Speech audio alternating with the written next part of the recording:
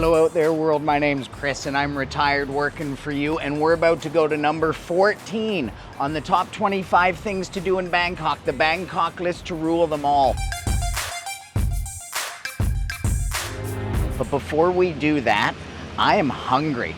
I definitely don't want to eat the Burger King. Oh, what's this? I don't want to eat Starbucks either. I'm looking for like a little Thai local hole in the wall, my favorite spots. Oh, there's one right there. Order? Oh, order? What again? Can we get one morning glory? Yes. One pad krapao mo with steamed rice? Yeah. And then one Penang gai.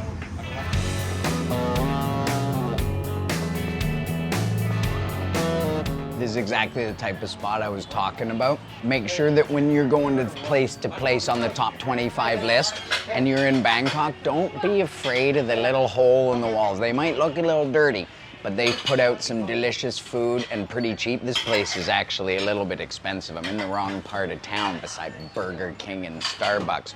It's a little bit pricey, but still, I got some Penang gai, Penang curry. I got some pad krapao mo, one of my favorites, and another classic stir-fried morning glory. And these dishes are all about $3 each, which is expensive in Bangkok when you find these little places. I'm gonna finish up here and then take you to number 14.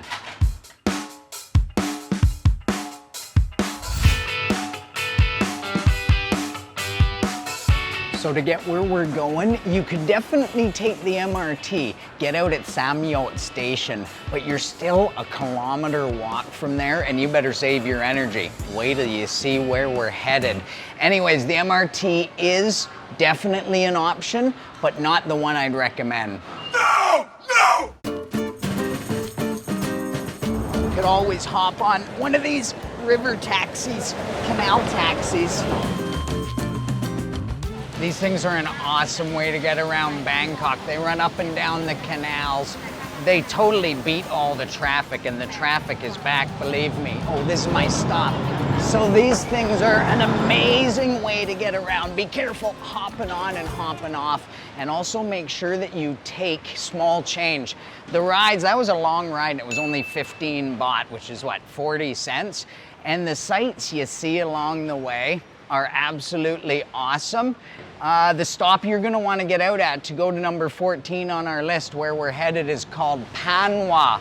So remember that, because yeah, the canal taxis are definitely a great option of getting there.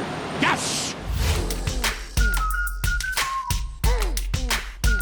Or you could just do what I've done and take a nice air-conditioned taxi with a nice iced Americano from Cafe Amazon. Here's a little extra tip for you when you are in this series. When you're in the middle of Bangkok yourself, avoid Starbucks. Go to Cafe Amazon. It's about half the price.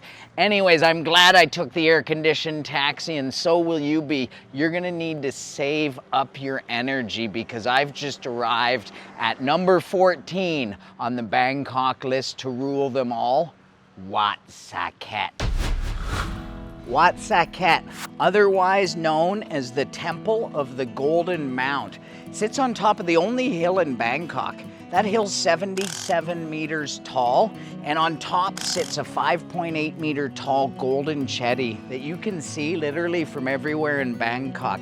It's a huge landmark here, and that used to be one of the tallest things in the whole city. When Mark did his video series 10 years ago, guaranteed it would have stood out a lot more, but now it's a sea of skyscrapers. The skyline here seems to change every single month, and apparently there's 320 stairs to get to the top. So let's finish up our iced cappuccino and then tackle that beast.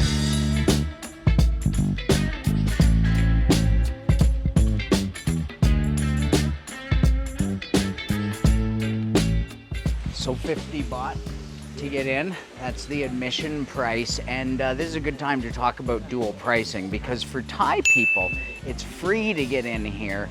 And that's what they call dual pricing here. It's a hot button topic. There's a lot of people who that really makes them angry. It's like, why don't I get in free? The Thais get in free. I have to pay 50 baht, a whole $1.60. It's like, I've never understood that anger over dual price. And if you want equality, maybe you should try living on a salary that the average Thai has to live on, and then we'll let you in the temples for free. Anyway, I am just procrastinating because the truth of the matter is the stairs await.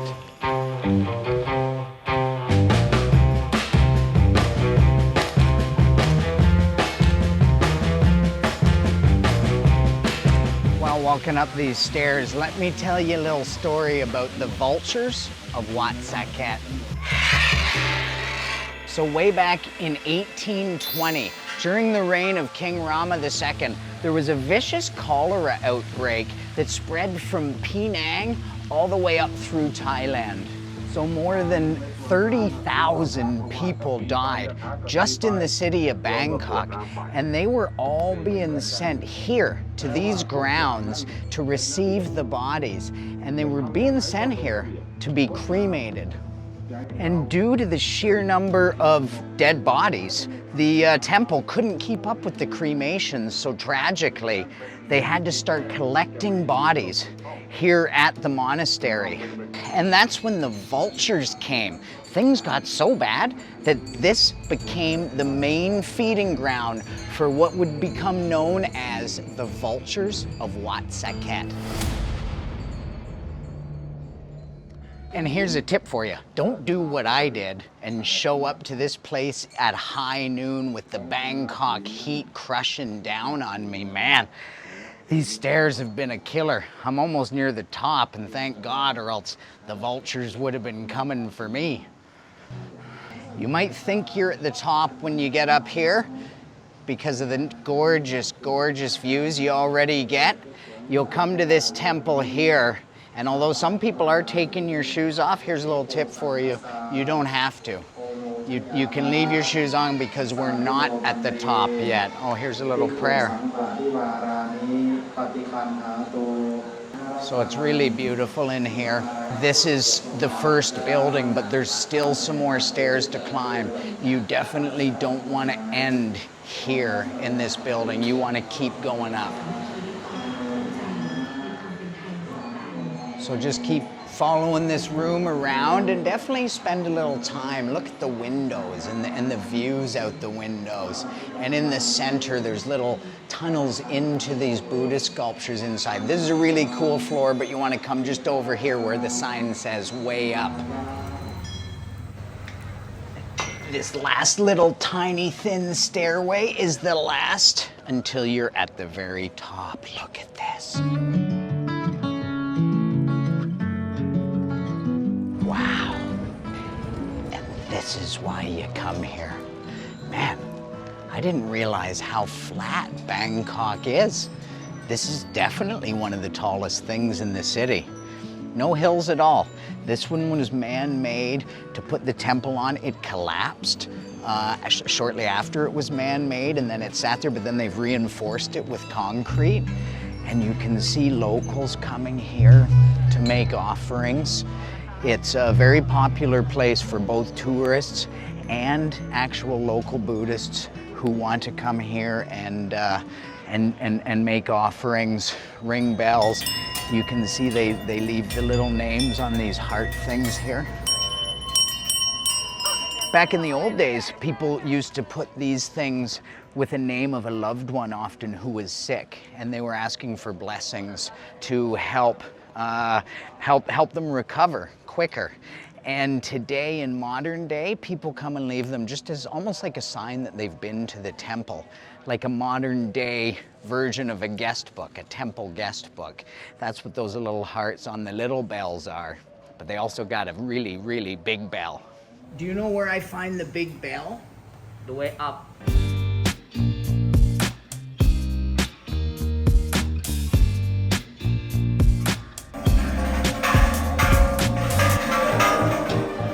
Okay, so it's more of a gong than a bell, but the locals do ring these giant gongs and all the little bells you see for luck. So I'm gonna ring this one for all the people out there in Norway. I'll tell you why in just a sec. Oh, feel the luck, Norway. You guys have watched more Retired Working For You videos than 15 other countries on planet Earth. I was a little surprised to see you guys in the list. I can't wait to see who's on it tomorrow, and I can't wait to see where I go tomorrow. This list, doing this daily challenge, has really gotten me out and immersed in Bangkok. Man, I love this city. Do you guys love this city? Comment below, try and guess where we're going tomorrow. I gotta go rest. I'm lightheaded from all the steps. I'll be back at it and see you tomorrow.